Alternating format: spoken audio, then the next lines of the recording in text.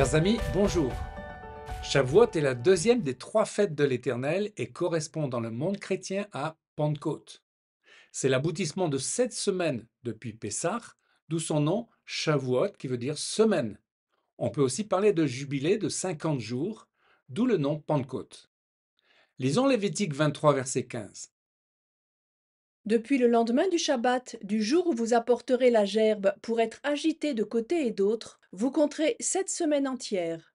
Vous compterez 50 jours jusqu'au lendemain du septième Shabbat, et vous ferez à l'Éternel une offrande nouvelle. Les fêtes de l'Éternel nous parlent de saison prophétique. Pessah parle de la libération du joug de Pharaon. Shavuot parle du don de la Torah, également de l'alliance faite avec Israël et les nations, tandis que Sukkot parle de la moisson et du royaume millénaire qui unira tous les hommes sous la houlette du Messie. Le don de la Torah. Le don de la Torah au Sinaï, Matan Torah, est la parole de Dieu descendue du ciel, donnée au monde au travers d'un peuple choisi, mis à part, le peuple juif. Israël l'a reçu dans la splendeur des éclairs et du feu, des coups de tonnerre et au son puissant du chauffard. C'est la confirmation de l'alliance faite avec Israël. Exode 19, 18. Le mont Sinaï était tout en fumée. L'Éternel y était descendu au milieu du feu. Cette fumée s'élevait comme la fumée d'une fournaise, et toute la montagne tremblait avec violence. Le son du chauffard retentissait de plus en plus fortement.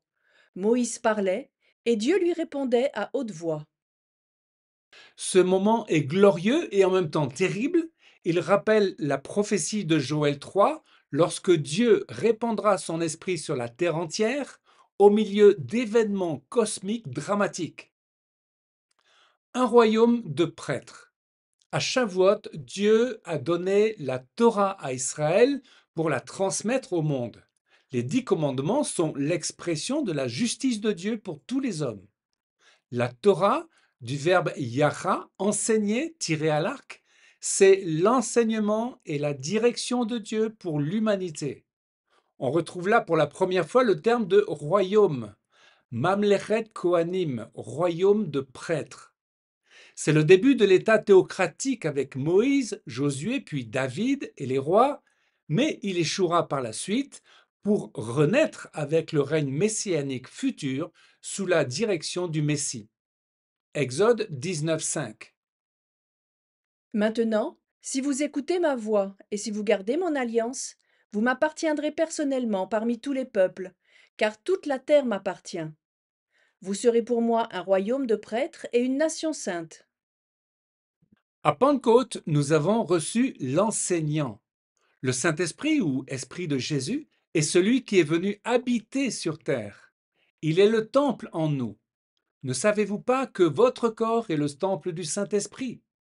Nous avons reçu également l'autorité d'être un peuple saint, un sacerdoce royal, qui est la traduction de Mamlechet Kohanim.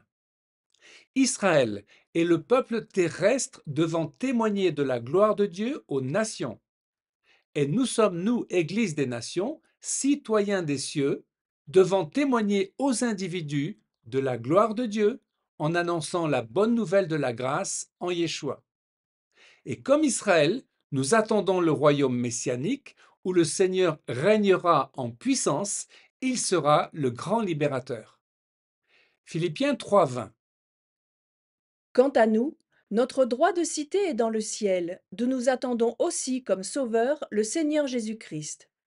Il transformera notre corps de misère pour le rendre conforme à son corps glorieux par le pouvoir qu'il a de tout soumettre à son autorité.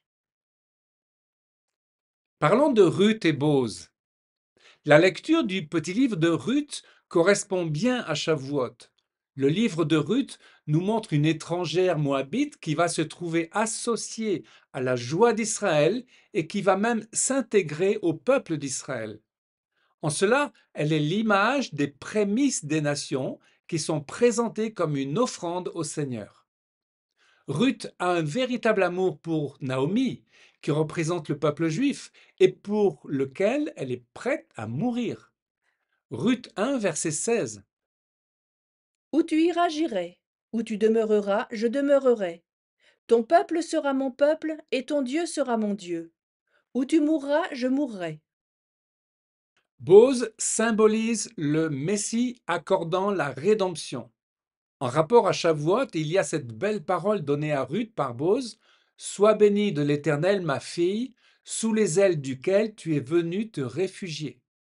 Dans la pensée juive, ces ailes sont les ailes de la Shrina, c'est-à-dire de la présence de Dieu, du Saint-Esprit. Pentecôte est la parole. Alors que sur le Sinaï, la parole est révélée avec des ordonnances, des commandements, nous pouvons dire qu'à Pentecôte, c'est la parole de vie qui est révélée au travers de l'Esprit Saint. Lors de la Pentecôte en Acte 2, le vent et le feu étaient là et les 120 disciples ont été remplis du Saint-Esprit. Dans la Bible hébraïque, il est dit: une voix est venue du ciel avec le vent, le rouar. La voix de Dieu a tonné du ciel comme un coup de chauffard.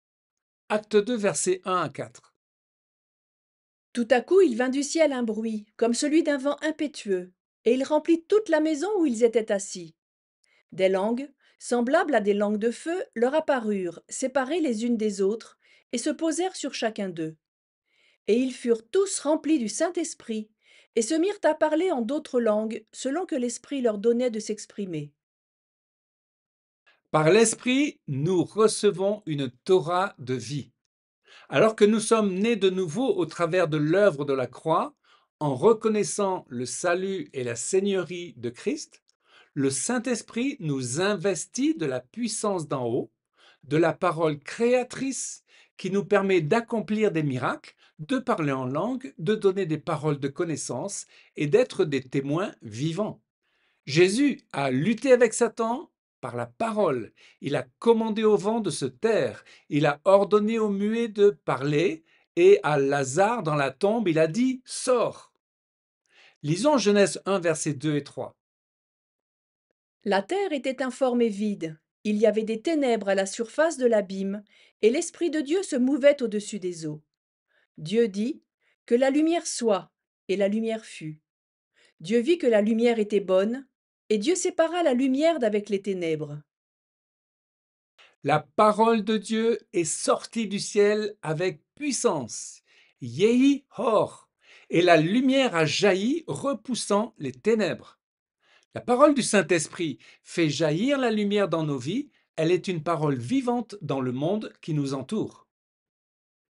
Disons aussi que l'Église est liée à Israël. Quand Dieu agit en Israël, Dieu agit dans l'Église. Au XXe siècle, l'Esprit a fait irruption dans le monde, avec le réveil du Pays de Galles en 1904 et le réveil d'Azusa Street en 1906. Quel était l'événement concernant Israël? Il y a eu le décret de Théodore Herzl en 1897 au premier congrès sioniste et il a dit: dans 50 ans, l'État juif sera né. En 1948, c'est le réveil au Saskatchewan, au Canada. En même temps, c'est le début des ministères de Billy Graham, Oral Roberts, William Branham, etc. Et quel est l'événement majeur? La renaissance d'Israël le 14 mai 1948. Dans les années 70, le mouvement de l'Esprit touche toutes les dénominations chrétiennes et un vrai démarrage des assemblées messianiques.